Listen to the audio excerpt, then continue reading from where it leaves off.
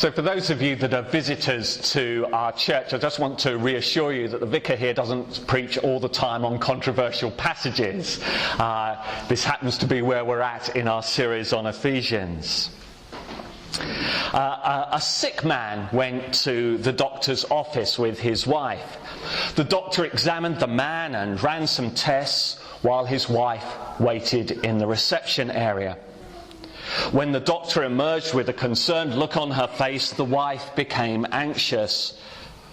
"Doctor, will my husband be okay?" she inquired. "I'm afraid your husband's very ill," the doctor replied. "He's a rare form of anemia, and if it's left untreated, he will almost certainly die from it. However, there is a cure." "A cure?"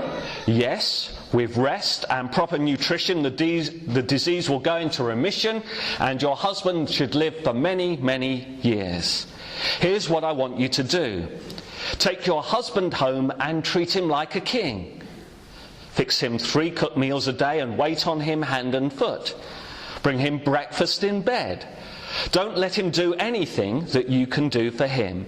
If he needs something, you take care of it. Give him a back rub in the morning and full body massage every evening. Oh, and one more thing. Because his immune system is weak, you'll need to keep your home spotless at all times. Do you have any questions?" Well, the wife had none. "Do you want me to break the news to your husband, or shall I?" said the doctor. "Oh, I'll do it," said the wife. She walked into the examination room. The husband, sensing that something was wrong, said, "It's bad, isn't it? What have I got?" His wife answered with a tear in her eye, "The doctor said you're going to die, and there's nothing they can do."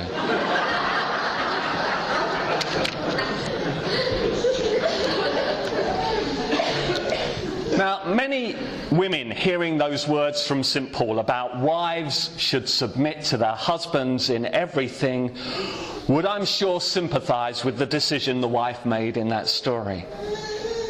Now, this whole thing about wives submitting to their husbands causes such strong feelings for some people that I want to deal with that first. And I'd like to say that God is very good. It just so happens, without any meddling of mine at all, that my wife is not present in church today. But seriously, I want to deal with this issue of wives submitting to husbands before looking at the rest of the passage. And I want to make 3 points to show that we're in danger of misunderstanding Paul's teaching. The first point is that when Paul wrote these words, wives, children and slaves had no rights. In Jewish law, a woman was more of a thing than a person. In the Jewish form of morning prayer, a Jewish man every morning gave thanks that God had not made him a Gentile, a slave or a woman. In that society, unwanted babies were thrown on the rubbish dump or left on the street. A Roman father could sell his child as a slave or even inflict the death penalty. Slaves were no more than living machines. They could be whipped, mutilated, imprisoned. But in God's new society that Paul outlines here in Ephesians, everybody has responsibilities and everybody has rights. Husbands are to love their wives in a self-sacrificial way. Parents are not to drive their children to resentment. Masters are not to threaten their slaves, but to treat them fairly. And when you hear Paul addressing directly wives, children, slaves, this is amazing stuff in that culture. It means that in the church, those people were there as full members. Paul was sending a message directly for them.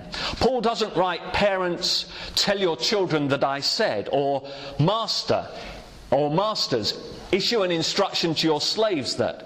The assumption is that they are there listening as Paul's letter is read out.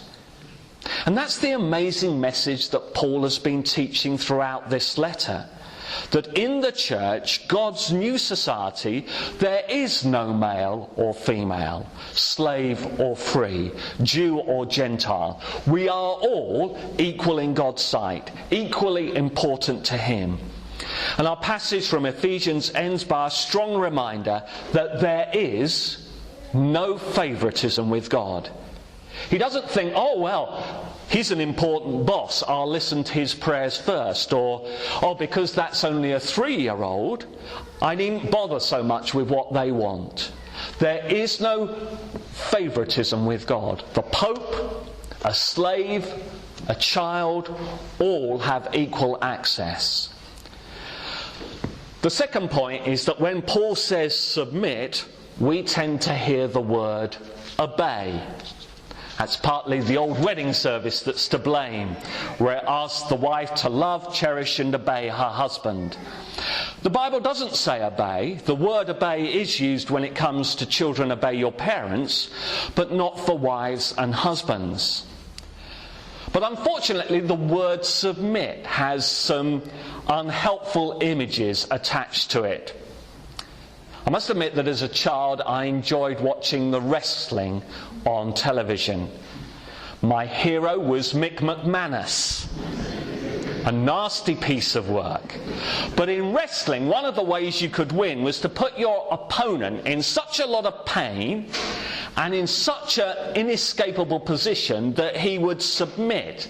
And you would have the sight of the person writhing on the ground in agony and the referee getting round and the person would be banging his hand on the floor and the referee would be in his face and saying, "Do you submit?" It's not the most helpful image to have in mind. Now, I think to understand what Paul means, we need to look at other passages. And key to this is the fact that in the verse before he talks about wives and husbands, he says we should all submit to one another out of reverence for Christ. So before all this teaching on husbands and wives, parents and children, slaves and master, Paul says this: I want you to submit to one another. Whatever relationships you're involved in, this is what I want. I want you to submit to one another. Serving one another is to be characteristic of all our relationships. At work, whether I'm the boss or the caretaker, I'm still to have a spirit of serving others. Whether I'm the husband or the wife, the parent or the child, I am there to serve. In the letter to the Philippians, Paul urges us to, in humility, consider others better than yourselves. Each of you should look not only to your own interest, but also to the interests of others. The third point is, just as husbands and wives are equal in God's sight, what is demanded from them is equally hard, and in many ways it's the same. It's equally hard in that women are being asked to put their husbands' interests first, and men are being asked to sacrificially serve their wives' best interest. Both husbands and wives are being asked to put the other first. The old wedding service had love, cherish and obey from the wife. It's often neglected to point out that from the husband it had love, cherish and worship. And what is worship if not putting someone else's interests above your own? So having said all this, why did Paul say anything at all rather than just saying husbands and wives should in love put each other's interests first? And that's a really difficult question, and I'll share with you my own trying to come to terms with that. Why does Paul give husbands and wives different roles in the marriage? And let's be clear, these roles have nothing to do with who's going to change the nappies or who does the washing up. When Margaret Thatcher was first elected, a rather brave press reporter asked her husband Dennis, "Who wears the pants in your house?"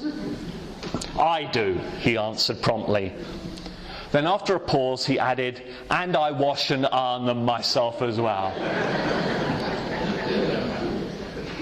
Why does Paul say what he says? It would be easy to say he's just trying to correct a huge cultural imbalance and to get husbands treating their wives as equal. Yeah, I'm sure that Paul was trying to do that. But taking his teaching as a whole, it seems that Paul was teaching that there is something fundamentally different in the role for husbands and wives. And on this issue, C.S. Lewis has written something that I find personally helpful. As long as the husband and wife are agreed, no question of a head need arise. And we may hope that this will be the normal state of affairs in a Christian marriage. But when there is real disagreement, what's to happen? Talk it over, of course. But I'm assuming that they've done that and still failed to reach agreement. What do they do next? In a council of two, there is no majority. Surely only one of two things can happen. Either they must separate and go their own ways, or else one or other of them must have a casting vote. If marriage is permanent, one or other party must, in the last resort, have the power of deciding family policy. Now, I will want to go slightly further and say that in a situation where the wife is far better at making decisions, that the husband would be a fool not to value her strength in this. But even there, I don't think the wife should seize the husband's role. I like this comment by a retired vicar who was speaking about this whole issue and said, "My wife and I agreed that she would handle the minor decisions and that I would have the final say in more major ones. So far, we have only had minor decisions." I think in moving on from this subject, what I want to stress is that both husbands and wives are called to put the other first. Sadly, what we have in our society is often wives resenting and even giving up serving their husbands because their husbands are exploiting them and being basically lazy and selfish, and husbands who are ignoring their responsibility to serve their wives' interests, and instead they're making selfish decisions that are all about their career, their ambition, their hobbies. I'd like to move on now to two general points about this whole passage from Ephesians. And that point is that people are encouraged to concentrate on your duties, whether you be a wife, a husband, a child or a parent. Yet we live in a world where we're encouraged to campaign for our rights, and it's seen as very dull and quite repressive to talk about duties. The Apostle Peter follows Paul in this and says quite clearly, "You're to perform your duties even if your rights are being denied." He says, "Slaves, submit to your masters with all respect, not only to those who are good and considerate, but also to those who are harsh." Parents are not to antagonize their children, even if their children do not obey them. Children are to obey their parents, even if their parents behave badly towards them. Wives are still to serve their husbands, even if their husbands neglect their family responsibilities. Husbands are still to serve their wives' best interest, even if they feel they're getting a very rough deal out of marriage. We are not to keep nagging or demanding our rights. We're to perform our duty and to pray that God will bring a change in the hearts of those who are denying our rights. Now, please don't misunderstand me. I am not against those who fight for rights. We shouldn't, as a society or as individuals, tolerate injustice. But what I'm saying is that perhaps we've gone too far in producing a society that is self-centred rather than concerned with serving. We live in a world where people get very upset if rights are denied, but hardly give a second thought to their duties. Christians and the church need to reflect a different set of values. It may be you're in a marriage where things are not working out as you hoped. You feel you have a right for more respect, better treatment. Obviously, You want things to improve, but it's no excuse for not doing your duty to the full. You may have elderly parents or relatives that are a real pain. You may be correct not to give in to their every whim, but you still have a duty. You may not like the vicar. I know we're getting onto things hard to imagine here. You may not like the policies of the church council. You may feel that you're not getting the care you deserve. You may feel that your views and the views of people like you, that they're not being listened to. Well, you must make your case. But it's no excuse for deciding you're going to withhold your support, for not coming to worship, for not serving or giving. You see, Paul's instructions are for every sort of relationship. That's why he started with that fundamental principle: submit to one another. Treat other people as more important than yourself. In all your various relationships, be more concerned with your duty, your responsibility, rather than focusing on your rights. And the second general point is that in each case, whether you're in the role of parent, child, master, slave, husband, wife, your duty is to look to the Lord. Wives are told, submit to your husbands as to the Lord. Children are told to obey your parent in the Lord. Slaves are told to obey your masters just as you would obey Christ. So when you're doing the ironing, or are sent to bed when you want to watch something on TV, or you have to make the tea for everyone, you should do that as if for Jesus. And that's not pie in the sky stuff. It's down to earth stuff. It changes our motivation. No longer are you trying to please a husband, a parent, or a boss. You're trying to please Jesus by the way you do things. You offer it to Him, whether it be homework, a meal you've cooked, a report you've made, whatever. It is for Him. We are all called to have our eyes set on Jesus. It's Jesus who sets the example of love that a husband should have. I find this very challenging. When I find it difficult to forgive, I'm challenged, how would Jesus forgive? When I feel like giving up in certain areas, I'm challenged, how would Jesus feel about that decision? Given the example Jesus says, what can I do to show amazing love for my wife? And parents are not to exasperate children, but to bring them up in the training and instruction of the Lord. We're above all to bring our children to God in the way we bring them up. I feel passionate about this. People are often willing to spend huge amounts on ensuring the best education for their children, and I get that. But even more worthy of effort and cost is to help a child's spiritual growth.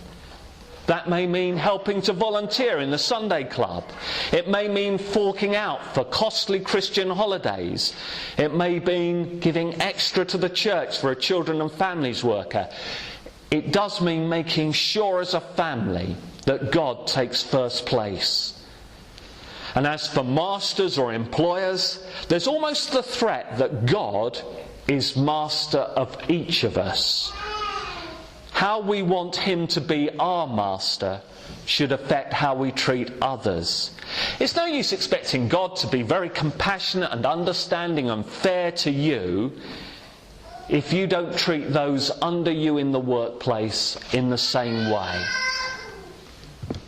This whole passage about marriage, family, work reminds me of one of our key themes as a church at the moment.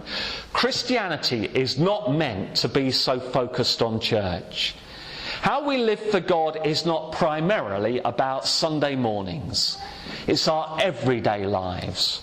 At work, in the community, at home. It's there that we live for God and seek to please Him. We've made Christianity too much focused on the church. It means our lives are fragmented. It means we exclude God from much of what goes on. We want Jesus to shine in every situation. And let's make that our prayer now. May we bow our heads in prayer. Lord Jesus, shine in our lives and through us to others, in everything that we do and say. Amen.